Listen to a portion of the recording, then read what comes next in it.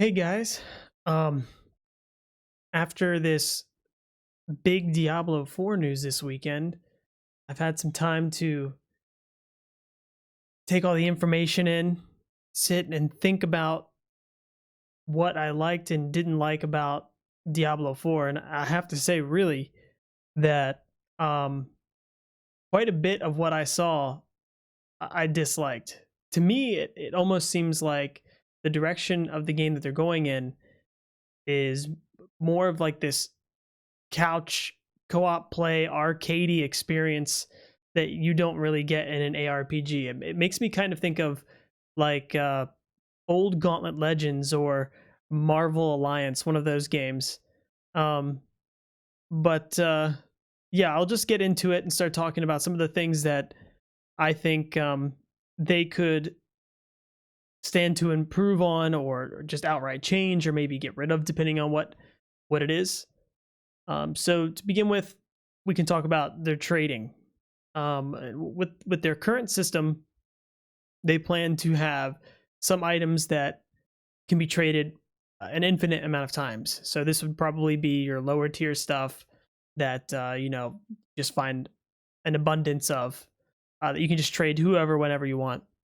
And then they have items that you'll be able to trade um, one time, and after that, it can never be traded again.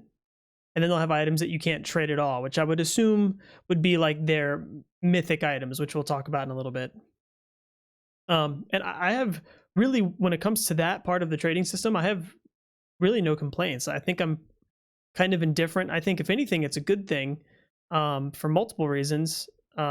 One main reason that I can see this being a good thing is that I think it kind of helps to fight against RMT, people that just pay money for items.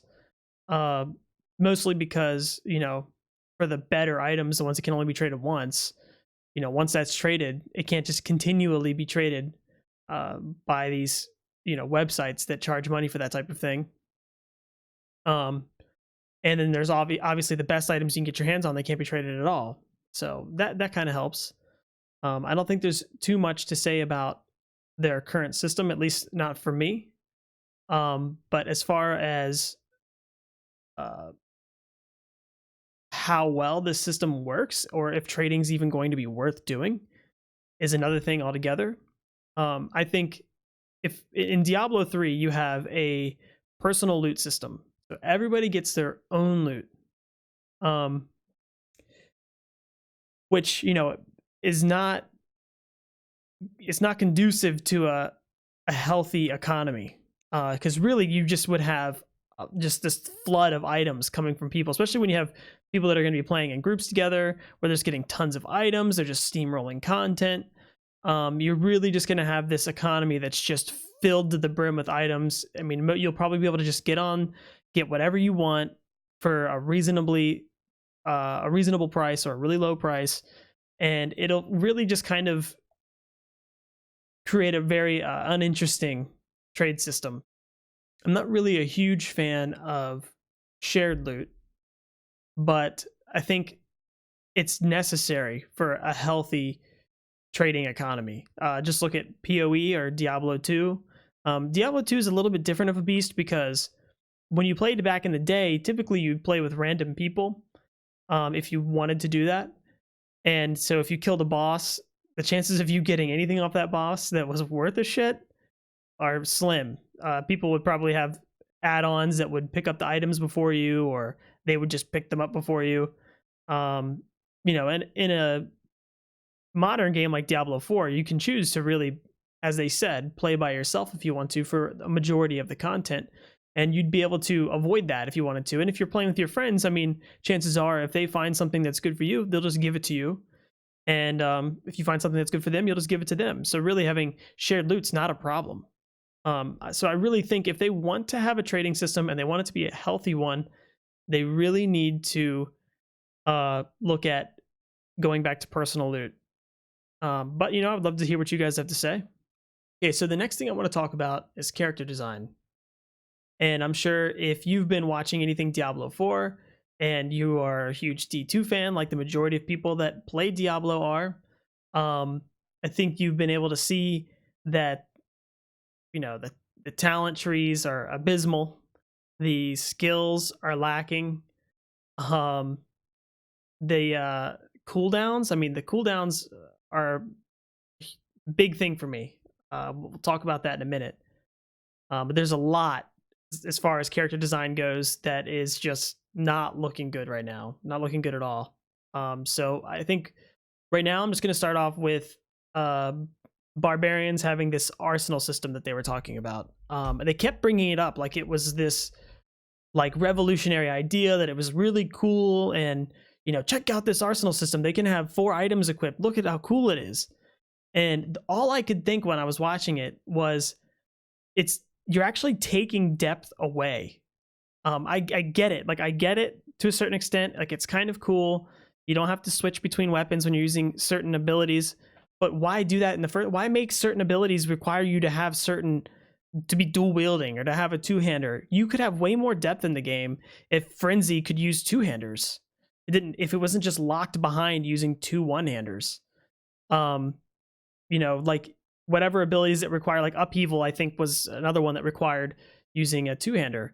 Well, why couldn't you use 2 one-handers? Maybe you swing with your right hand, and that's 1 upheaval. You swing with your left, that's another upheaval. You could have a build where your right hand does like fire damage, your left hand does cold damage, and then you have some other item that makes it so whenever you deal fire damage to an enemy, your next cold damage spell or ability does like 25% more damage or whatever, right? Like, you could do so much more in terms of game design, instead of locking certain abilities behind two-handed required or whatever. I mean, I guess it wouldn't be that big of a deal if the game had way more abilities, which, maybe I'm sure it will have more abilities than what it had in the demo.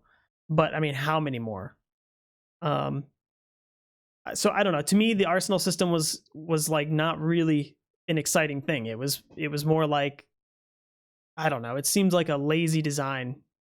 And the only thing I could see that's kind of interesting about the arsenal system is that you could have 4 weapons equipped, and I'm assuming that you would get benefit from every legendary property of those items. So, but on the other hand, what does that mean for other classes? They get less item slots now. Barbarians get more. I don't know. It's kind of a weird system, and maybe they have something planned for every class, but I wasn't a huge fan of it. And I just wanted to talk about it because I haven't seen anybody else mentioning it, really. Next, I want to talk about the talent trees. The talent trees are abysmal with where they currently stand. There was an interview with Riker and David Kim where they talk about the druid and how one side of the tree is shape-shifting and the other side is for storm or magic damage. And as you can see, you only really have 2 choices on the left and right side of each tree. And I'm pretty sure if you are doing a build, it would be obvious to you which choice to make. Okay, if I'm going to be prioritizing my werewolf stance, then okay, maybe I want to go with the only one that offers me damage in my werewolf stance. I mean, you really have no choice here. I think this is a very common complaint. If they want to compete with other ARPGs, and by other I really only mean Path of Exile, because they're like their direct competitor. There really is no other existing ARPGs at the moment that I don't think can really compete with a Diablo or a Path of Exile, these the franchises. So if they want to compete with Path of Exile, they need to up the ante, man. They need to do something. They cannot give us these talent trees. I mean, my God. This looks like something out of a console game from like 10 years ago, not even like a modern day console game. And people keep referring to the Diablo 4, and I say people, but I mean, maybe it's just some of the people that I've seen talking about the game, and myself included. I think it seems to me like the game was designed for console games first and PC players second. I don't think that console players, I think that they would enjoy more depth. Honestly, I mean, imagine I played quite a bit of console when I was younger, and I think most people did. and still do. And imagine having a game like Path of Exile on console, dude. When I was like 13 years old, if I had a game like that on Xbox or whatever I was playing at the time, PlayStation, my God, that would have been crazy. All that customization you can do, all these items, all the gameplay. I mean, imagine what a game like Diablo doesn't need to be dumbed down for console players either. I think console players are just as starved for good games as anybody else. And I think it's silly to think that games need to be designed around making them easier for console players. And I don't necessarily think it means it's specific to console players. I think it might just be easier to just casual people in general. But you know, I think there are a lot of people out there that are casuals, and they have the potential to be neckbeards, and they just don't know it yet. You know, it just takes that game. And if you keep pushing out casual games, yeah, there's going to be a lot of casual consumers out there. But you know, when you have these AAA companies like Blizzard willing to put a good game out with a lot of depth and a lot of interesting features, you know, you're going to turn a lot of casual players into some neckbeard gamers. You know, you have no idea what it could do. Okay, so the next thing I want to talk about, and this for me is like a deal breaker. I mean, this will ruin the game. Hands down, will ruin the game. Ultimate abilities. And not really just ultimate abilities, but just cooldowns in general, I don't think are a good idea. I mean, I don't mind them so much when it comes to movement abilities. I think you should definitely limit how often a character can move around.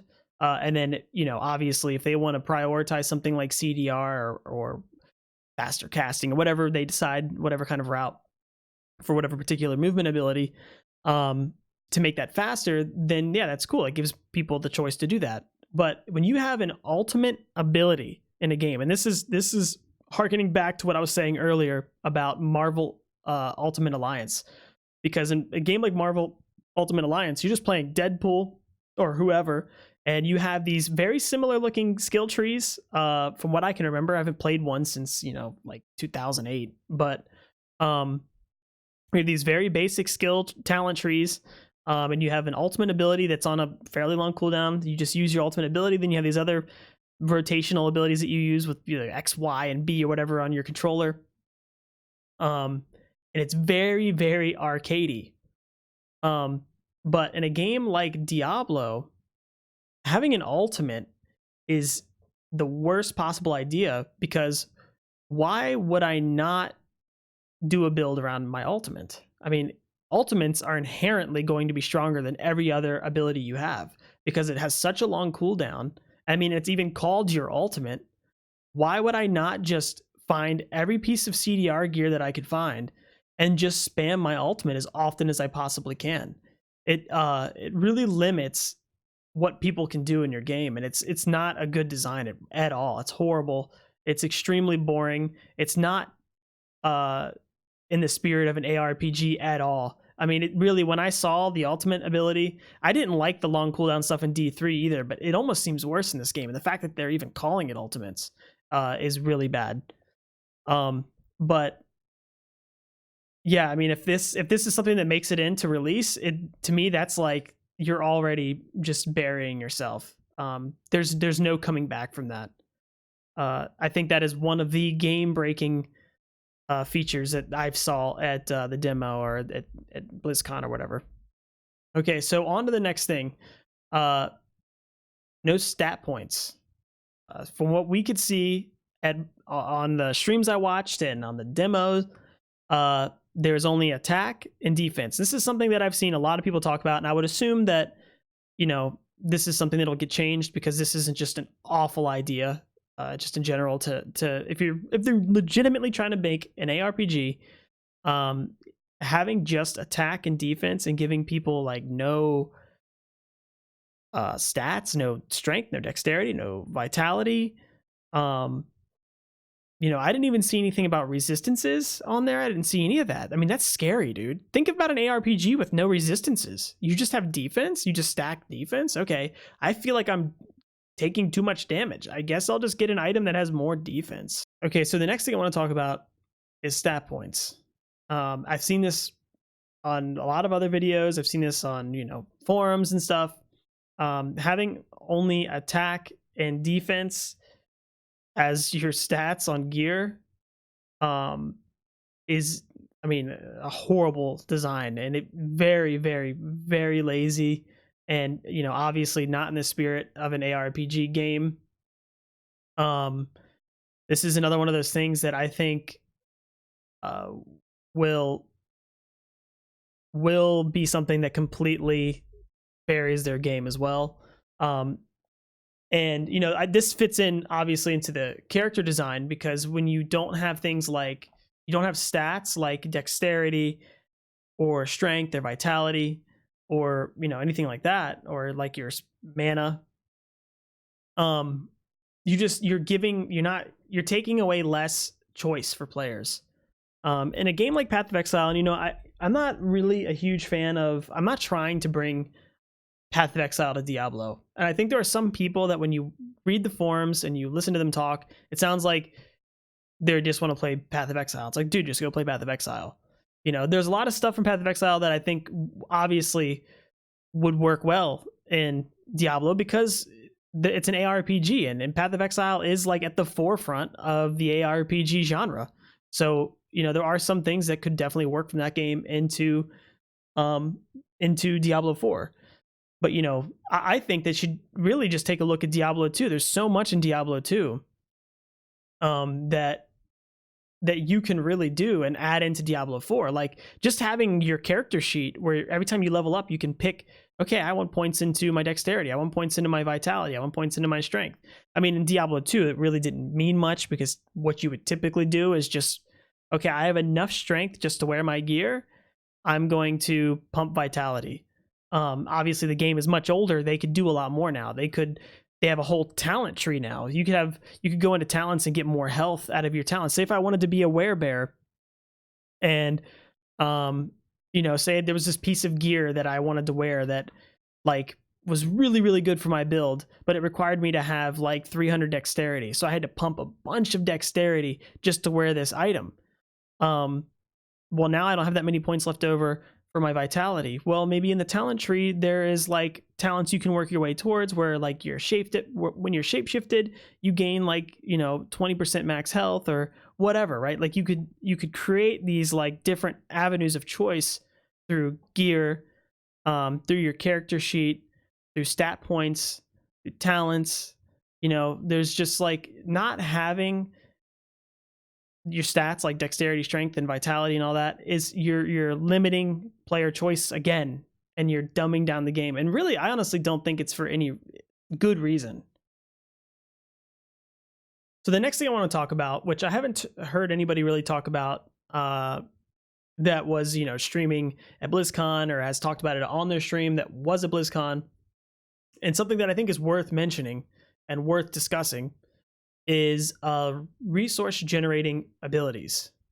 So whatever class you're playing has their own resource, which I guess it's kind of cool. I mean, you have like this like uniqueness to each class, but you also have like this ability that you're always going to want to be using that'll be getting you your resource back. So you're kind of like forced into using that ability, unless if you can get some sort of gear eventually where you don't have to worry about that. But this is one of those mechanics that's straight out of Diablo 3.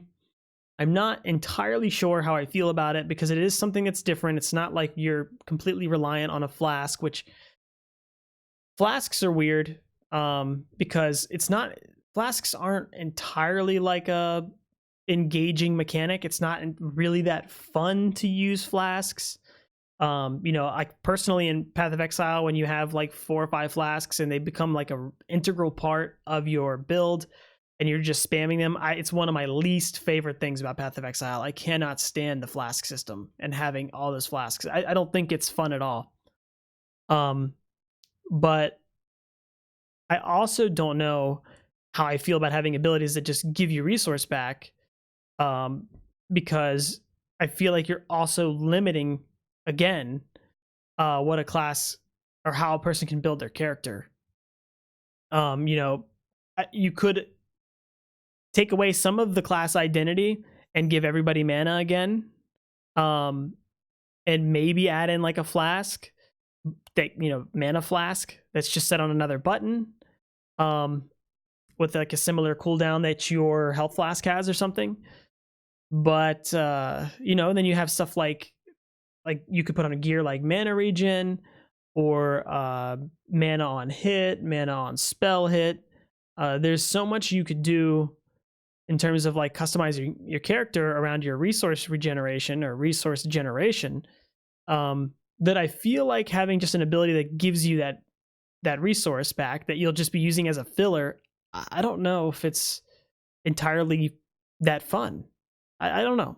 I mean, I think it's something, because what do most people do in a game like Diablo or in Diablo 3 when you were using these generating spells? I mean, even when I played Diablo 3, I didn't like it. I was like, how can I get to a point in this game where I'm not using my generating ability anymore?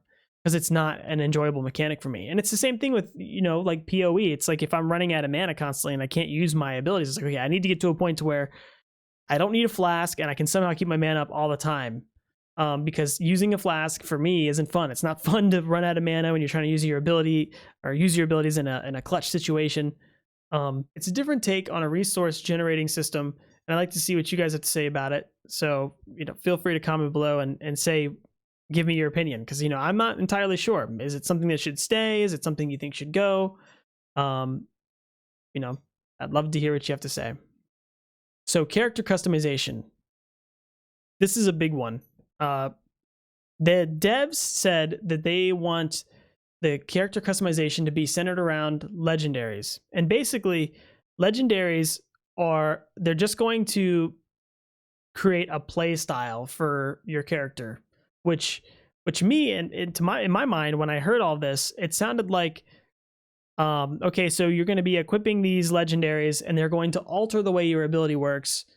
And maybe not so much change the damage. Yeah, you might. I'm sure you'll get some that'll change the damage somewhat of some of your abilities. But it sounds to me like the only thing that'll probably alter your damage is getting plus to skills, and then probably getting items that are plus to attack. And all legendaries are going to do is just alter your playstyle. There'll be virtually no theory crafting. It'll be like, okay, well, like they showed. They talked about or showed in one of their videos, there's an item that completely eliminates the cooldown on your teleport if you're a mage or sorceress. And then there's another legendary you can get that makes your teleport cast a light nova whenever you finish the teleport. So you can equip these two abilities, and now you can spam your teleport, but you can't control where you're going. But at the end of every single teleport, you do a nova. And that's cool, right? I mean, it's a cool idea, but that's the type of design I think they're going for. They're not going for, okay, how can I optimize my my teleport to do the most damage? It's going to be like, okay, well, I have these two legendaries that makes my my teleport behave this way, and I enjoy this, so this is what I'm going to do. You know, I'll just get plus to skills to my teleport.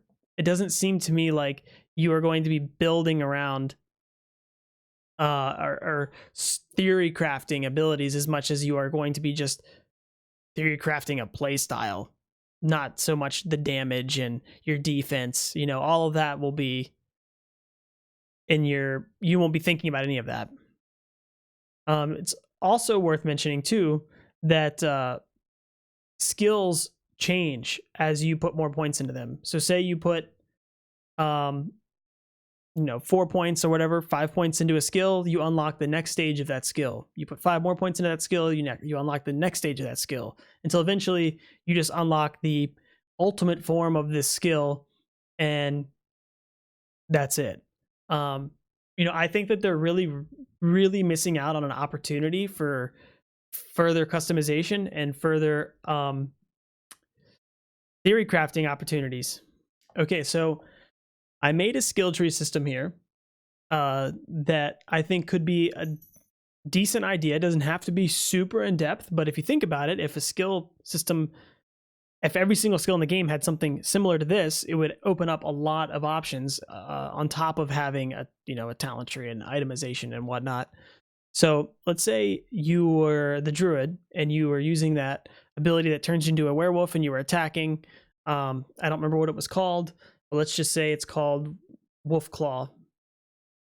And you put a point into Wolf Claw, and after you put a point into that, you get to choose from one of these starting nodes here. So you can either pick Ferocious, which gives you each time you attack, you gain 2% attack speed, stacking 3 times. Or Resilient, each time you attack, you gain 2% damage reduction to melee attack, stacking 3 times. Or each time you attack, you gain 2% movement speed, stacking 3 times. These numbers are all trivial. I was just pulling them out of my arse. And so once you get 5 points into one of these, you could move on to the next one. So for Ferocious, you could get Relentless, where it gives you just stacking physical damage. Or you could get Tenacious, which gives you a stacking chance to block ranged and melee attacks. Or you could get Ghost, which gives you a stacking dodge chance. And the idea here is that you would never get enough points to get to the last skill of a certain tree here and also get more stuff within the tree. You'd have to pick or choose. So if I wanted to get Relentless, but I also wanted to get Tenacious, well, then I could never get to the last point of the tree. I'd have to make the decision as to what I deemed important to my build. Otherwise, I'd have to commit and put the full 10 points in, and say if I wanted to go with a Blee build, I'd just go with Bloodthirsty. And at max stacks of Ferocious, my claw will bleed for 50% of the damage dealt as extra damage over 8 seconds. Or if I wanted to go with a more defensive route with my Wolf Claw ability, or just my Druid overall, I could go with Pack Leader, and at max stacks of Resilient, gain a 10% chance on attack to let out a howl, stunning any non-magical enemies in a 10-meter radius for 2 seconds. And the cool thing about this is you could get items to alter these things.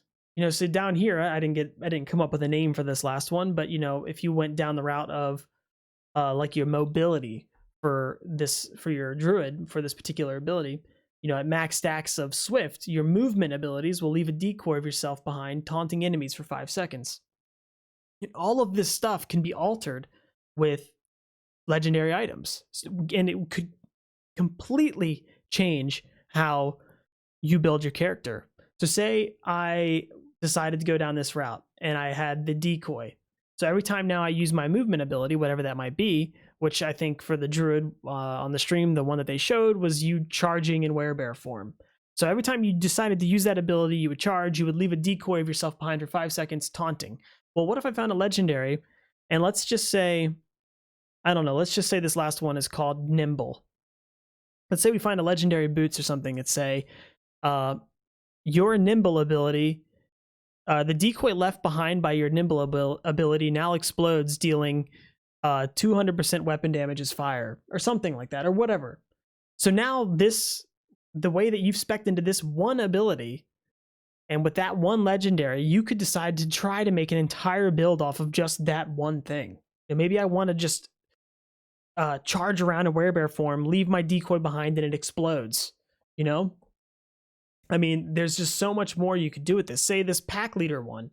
Well, the howl, the 10% chance you have to let out a howl stunning any non-magical enemies. Well, maybe there's a legendary in the game that makes it so that howl works on magical enemies. There's I feel like an infinite amount of depth you could create with just a small system like this. And I don't think it would take that much more effort for the developers to put that in. Call me up. I will gladly send you guys ideas all day long for free. I think there's plenty of people that would like to do that. The next thing I want to talk about briefly is crafting. Crafting, there's not really, I don't know how much to really talk about crafting. I enjoy crafting. I like the idea of crafting. I think it's cool. But I'm not one of those people that plays Path of Exile and crafts for days on end or, you know, hours on end. That's, you know, I'll try to craft something. If I get lucky enough to craft something, that's great. I'm not usually doing it for a profit. I'm trying to do it for myself. I think there's a fine balance between like Path of Exile crafting and, you know, like D3 crafting, whatever D3 crafting was. I mean, there was really not much to it. But I don't think that you need to have a system that's isn't in depth as PoE. I mean, a lot of PoE, in my opinion, is a little too much for most players. You know, I think 90% of the player base that plays Path of Exile is following a guide. I mean, most of them cannot come up with their own builds because the game is just, there's just so much in it, you know? And, I think that's kind of a bad thing. I think it's a bad thing when most people have to go to a website, find a guide, and then build off that. To a certain extent, I think that can be a bad thing. But, I think there's a fine balance between a PoE crafting system and maybe something a little bit more tame. But I think one place to start would be, and something that I wish they had done in D3, because they had this whole idea for, they had ancient legendaries and primals when they introduced primals, and they were just like at this. It was getting a primal legendary that wasn't useful to you was just, there was nothing exciting about it. You would just go and salvage it, and you would get, I think it was a bunch of forgotten souls, which is the same crafting mat that you get for a normal legendary. I'm just assuming here, but I would assume you get more of that crafting resource from an ancient or a primal. And what they should have done was created a little bit better of a crafting system where you could actually craft endgame stuff, and make primals when salvaged give you like a really, really rare crafting mat. And that would make finding a primal, no matter what it was, exciting, right? You would be like, oh shit, a primal. Even if it was just one that nobody would ever use, you could scrap it, get this crafting material, and hell yeah, now I got this thing that I could potentially use to make a much better item for myself. As far as crafting goes, I think that I don't have much to say about it personally, because like I said, I haven't put too much effort into it. There is a Diablo 2 mod called Resurgence that I've played quite a bit. And it's not like Median Excel where it's like this abomination of Diablo 2 that's just a hideous eyesore when you're playing it.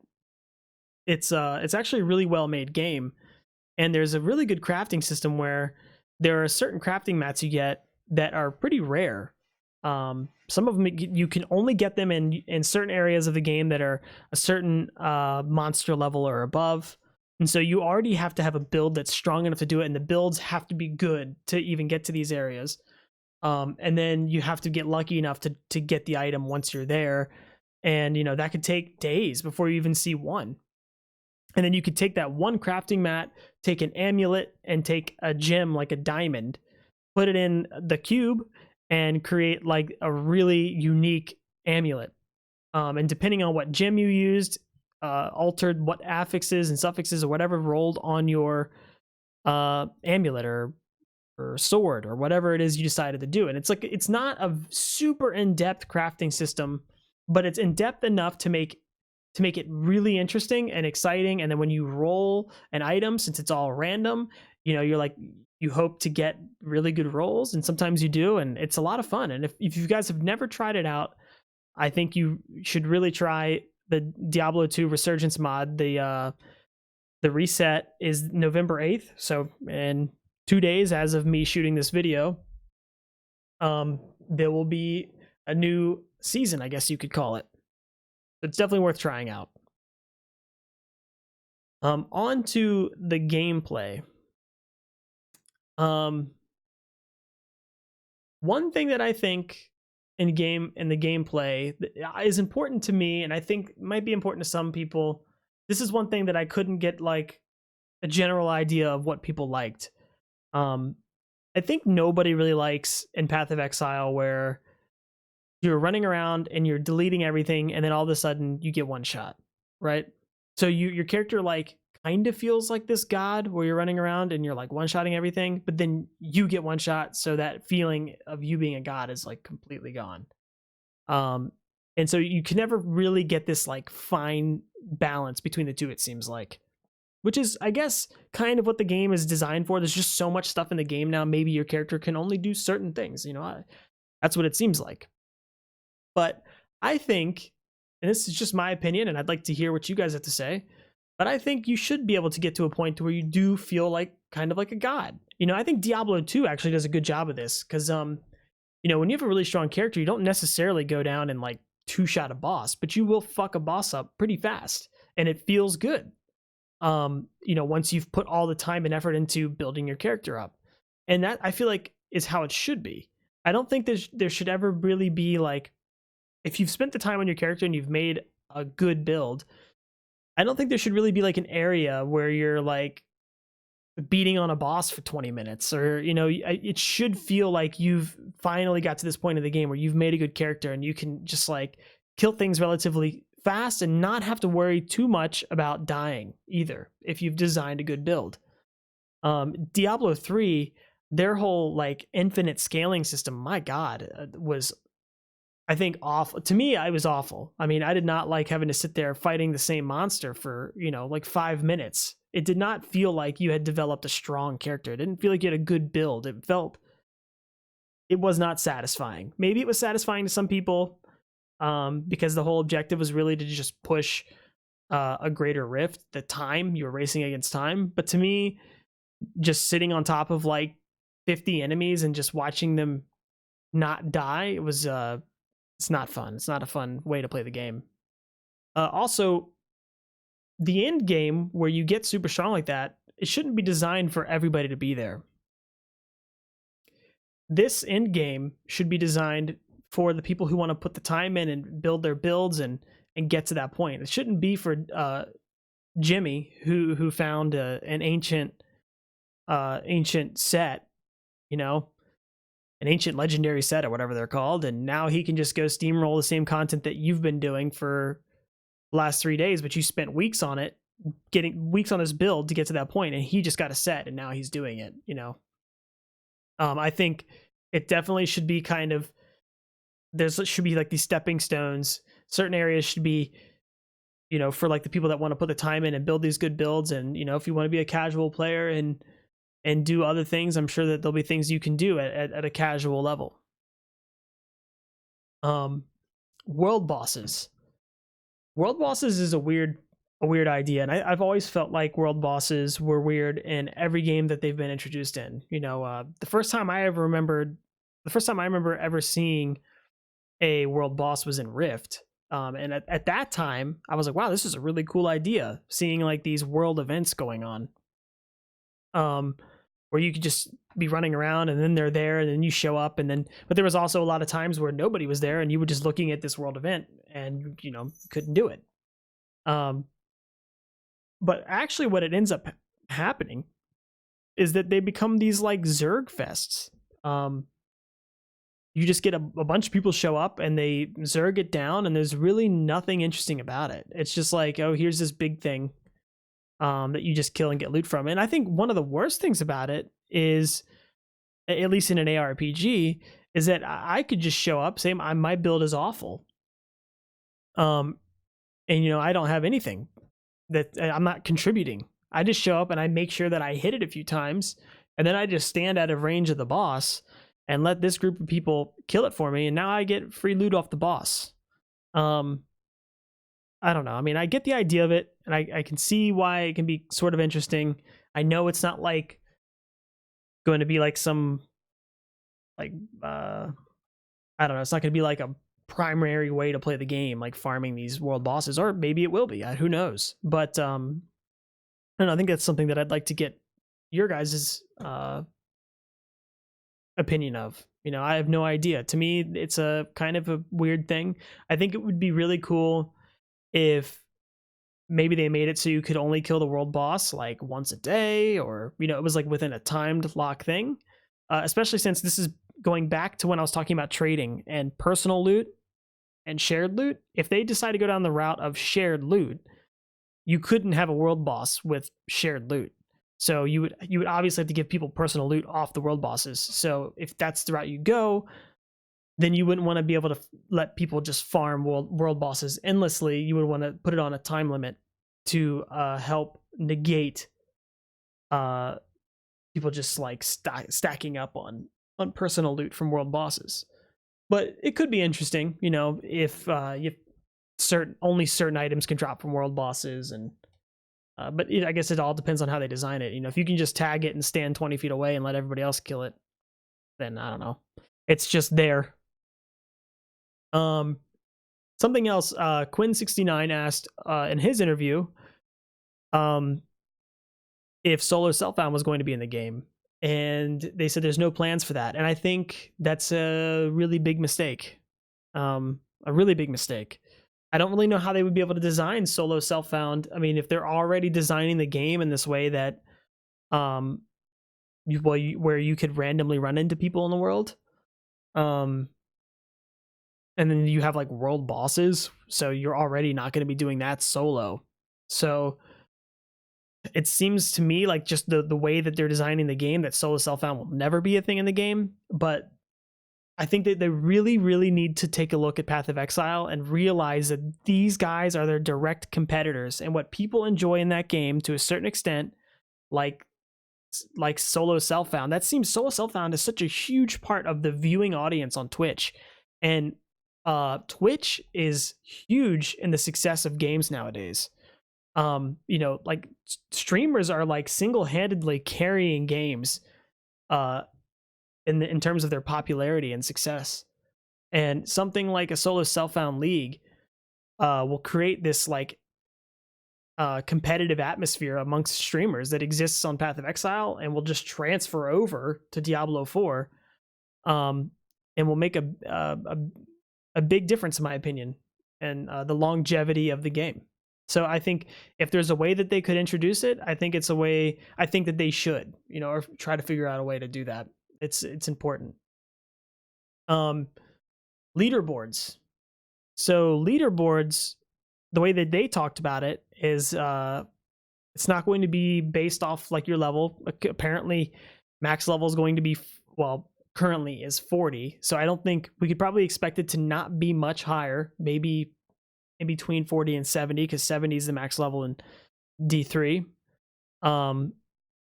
So I, you know, don't expect the leaderboards to be, oh, this guy got level 50. Oh my God. So, you know, he just put the last 2 weeks into the game, or the last month into the game to get to level 50. It's they are going after achievement leaderboards. And one of the guys in the interview with was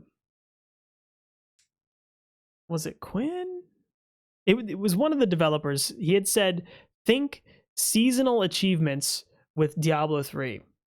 That's the idea or the route that they're thinking for leaderboards. I don't know. I don't know how you could make that an interesting thing.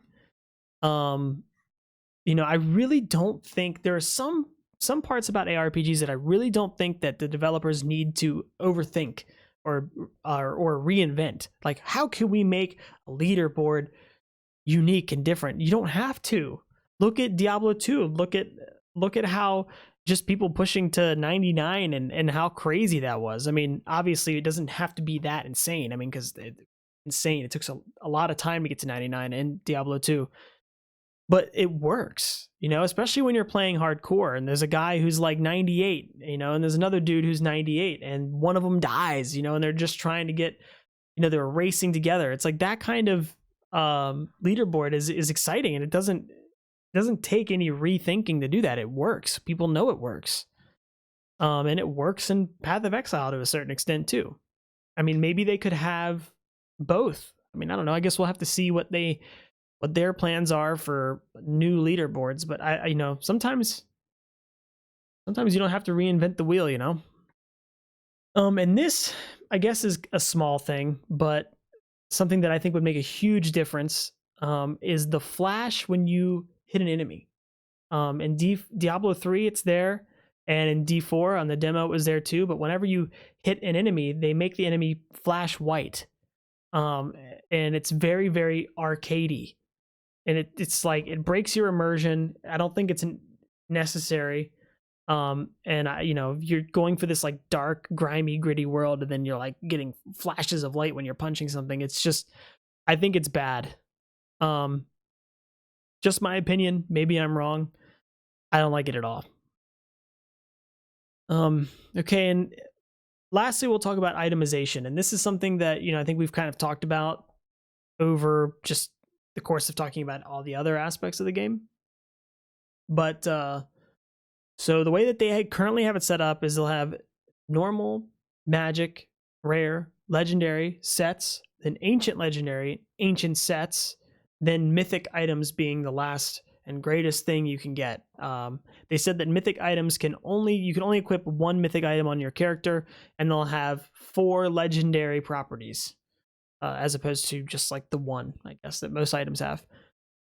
I've heard some complaints about not having ancient versions of things. I would agree with that. I think it is kind of a lazy design choice. It's like, just make a better ancient, or make a better legendary. They'll just have legendaries that aren't that great, or lower level legendaries, and make legendaries that are just better. They don't have to be ancient legendary. They don't have to be ancient sets. And the fact that there are ancient sets, to me, seems like that they expect you to be able to use sets in game, even though they try to dance around the idea or the questions of like, no, ancient or sets are going to be stepping stones. I don't know, when you have this ancient sets in the game, it doesn't sound like that's what you want. It sounds to me like if someone likes a certain set, what they'll do is give you the option of upgrading that set to ancient, and you can continue to play that way. So you'll probably just be gated from doing certain content until you get your ancient set. That's what it seems like to me. And they also said that rare items, you won't they won't be useful. They expect you to be wearing all legendaries. Like we've talked about this multiple times. That's a huge mistake. I think you should be able to find value in any and all items. Otherwise, why are they there? Get rid of normal, get rid of magic, get rid of rare. If there's no reason for them other than the first 10 minutes that I'm playing the game, just get rid of them. I'll go around and punch things with my fists until I find my first legendary or something. I don't know. I mean, it just seems to me like it just seems lazy. And that's a word I've been using a lot, but I think so far in terms of game design, it feels very lazy. Just overall, Diablo 4 feels very lazy. They could go back to look at D2 and how normal items can have 6 sockets for rune words, and it could be a really good base normal item. You could use a normal item, a base for crafting. Maybe they could do that with crafting in D4. And I really, really do think that rares should be designed in a way that they could be used for in-game builds. And I guess as far as itemization goes, really all we have else to talk about are runes. And apparently there will only be 2 types of runes. This is their way of taking another good system like the rune system from D2 and just dumbing it down a lot. But they'll have condition runes and effect runes. So on the streams, there was the example, everyone was getting them on streams. And one of the condition was every single time you used a potion, that was the condition. And then the effect rune was every single time you used a potion, the effect was giving a 50% increase to your crit chance for 7 seconds. And that was, 2 separate runes. One of them being the potion, the other one being the 50% crit chance. And when asked, I think it was David Kim, was there, I think it was Riker that asked, he said, will you be able to link 6 runes together and create like this crazy rune word? He'd be like, no, right now the idea is just 2. So once again, they're just losing out on more opportunity to create a better system. So my overall view on Diablo 4 right now is I understand that it's a demo. You know, and they said, David Kim said himself, the demo, the stuff that people were playing, that is it. That is what is in the game currently. I get that. I understand that. But I think it's extremely important that people that care about this franchise and have cared about it for people like myself for half my life, and have wanted, you know, a successor to Diablo 2, something that would be amazing for everybody to play, and have been wanting that for a long time now.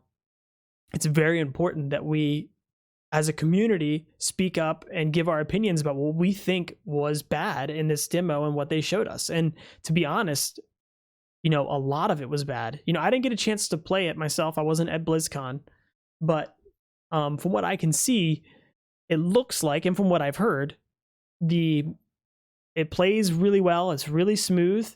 It looked really smooth when I was watching it. The art, the darker, grittier style is really nice. You know, speaking about the art for just a second, I think it seems like it could be a little bit darker, but you know, it's also a demo, and maybe all the lighting wasn't the way that they wanted it to be.